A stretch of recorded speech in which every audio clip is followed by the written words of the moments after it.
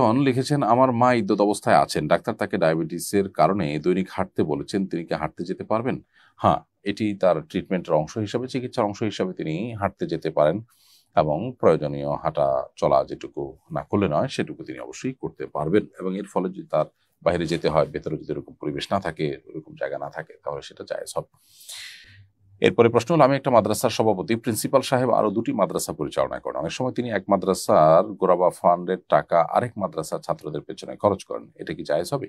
অবশ্য আমাদের মাদ্রাসার আর্থিক সচ্ছলতা বেশ ভালো, আর তারই পরিচালিত আরেক মাদ্রাসা অর্থনৈতিক সমস্যা প্রকট, কিন্তু সেখানে মানুষ সেভাবে দান করে না। এক্ষেত্রে তার কি করা উচিত? প্রথম কথা হলো যে কোনো ব্যক্তি যখন কোনো মাদ্রাসার জন্য দান করবেন, সে মাদ্রাসায় সেই টাকাটা ব্যয় করা উচিত। কোনো ব্যক্তি যখন কোনো মসজিদ বিশেষের জন্য দান করেন, সেটা সেখানে ব্যয় করা উচিত। কোনো ব্যক্তি যখন কোনো গরিব বিশেষকে দান করেন, সেই বিশেষ গরিবের জন্যই সে টাকাটা ব্যবহার করা উচিত। কারণ ইসলাম ফিকহের একটা মূলনীতি হলো নাসুল ওয়াকফে কানাসে শারে, দাতা যে উদ্দেশ্যে দেন সেটা ব্যয় করা, এটা শরিয়া নির্দেশ মনে করি বা শরিয়ার নির্দেশ হিসাবে গণ্য, সেই হিসাবে সেটাকে মেনটেন করতে হয়। অতএব আপনাকে কোনো জায়গায় দিয়েছে, কোনো একটা মাদ্রাসা দিয়েছে, আপনাকে সেখানে ব্যয় করতে হবে।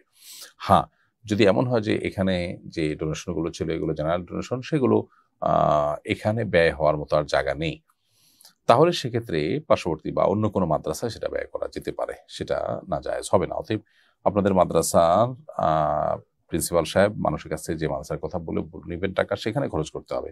সেখানে যদি প্রয়োজন না হয়, তাহলে সেক্ষেত্রে প্রয়োজন ফুরিয়ে যায়, তাহলে সেক্ষেত্রে অন্য মাদ্রাসায় সে টাকাটা তিনি দিতে বা খরচ করতে পারবেন। এরপরে প্রশ্ন হলো, পেশায় আমি লাইব্রেরিয়ান, বই পুস্তকের পাশাপাশি কোরআন শরীফও বিক্রি করি। অনেক সময় অজু থাকে না এবং তৎক্ষণাৎ অজু করারও সুযোগ হয় না, বিনা অজুতে গ্রাহককে কোরআন শরীফ দেওয়া যাবে কিনা?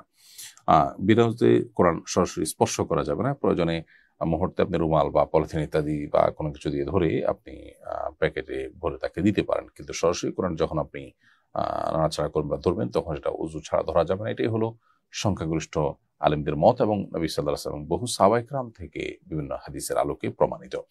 আমাদের দেশে হাদিস অস্বীকারী একটি গ্রুপ বেরিয়েছে, যারা কোরআনকে বিনা অজুতে স্পর্শ করাকে জায়েজ বলে। এটা কোরআন যেমন অসম্মান, নবী সাল্লাল্লাহু আলাইহি ওয়াসাল্লাম সালাফ যারা এটিকে আবশ্যক মনে করতেন, তাদের সেই চিন্তা দর্শনের সম্পূর্ণ পরিপন্থী।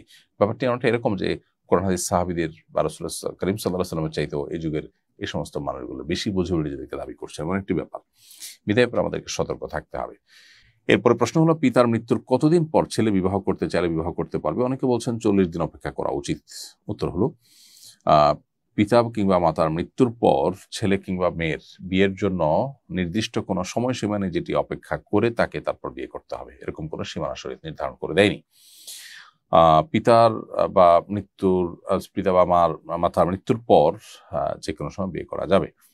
স্বাভাবিকভাবে মানুষ মৃত্যুর পর একটু মানসিকভাবে আপনার ভেঙে পড়েন এবং 3 দিন অন্তত শোক পালনের মধ্যে থাকেন।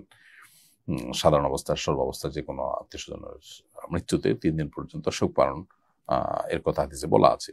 এরপর কেউ শোকার্ত আছে কিনা, কে কতদিন শোকার্ত থাকছে, এটা একান্ত তার বিষয়। শরীয়ত এখানে তাকে কোনো সময় ঠিক করে দেয় না যে এতদিনের মধ্যে বিয়ে করা যাবে না। বিধায় 40 দিনের আগেও চাইলে কেউ বিয়ে করতে পারেন শরীয়তে। তারপরে কোনো নিষেধাজ্ঞা আরোপ করা হয়নি।